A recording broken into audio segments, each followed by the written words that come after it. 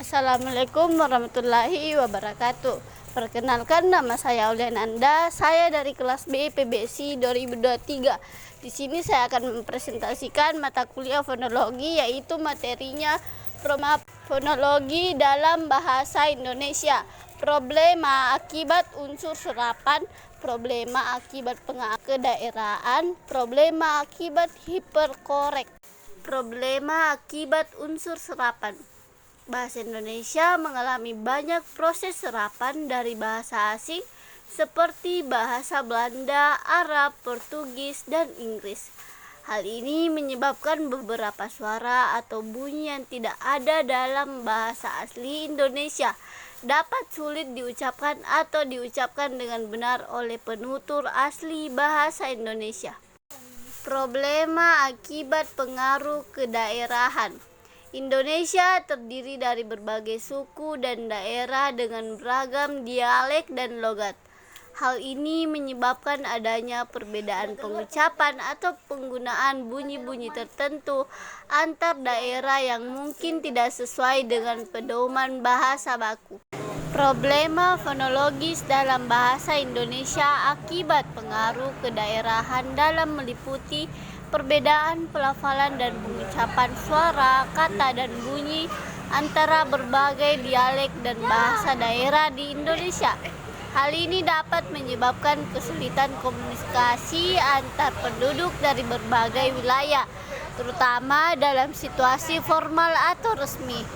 Pengaruh kedaerahan juga dapat mempengaruhi sifat standar pelafalan dan pengucapan dalam bahasa Indonesia, sehingga terjadi variasi dalam penggunaan bunyi-bunyi tertentu. Contohnya, pengaruh kedaerahan dari Jawa dapat menyebabkan perbedaan pelafalan huruf R dan L, sedangkan pengaruh kedaerahan dari daerah Sulawesi dapat mempengaruhi pelafalan bunyi C dan J. Problema akibat hiperkorek. Hiperkorek terjadi ketika penutur bahasa mencoba untuk mengikuti norma yang benar secara berlebihan, sehingga mereka menggunakan aturan fonologi yang salah. Hal ini dapat menyebabkan kesalahan pengucapan yang khas, terutama bagi penutur asing yang belajar bahasa Indonesia.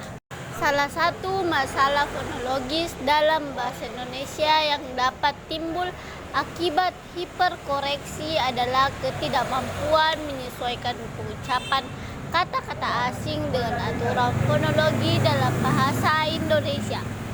Ketika seseorang terlalu fokus pada pengucapan yang benar menurut aturan bahasa asing, mereka mungkin akan kesulitan menyesuaikan pengucapan kata-kata tersebut dengan aturan fonologi dalam bahasa Indonesia.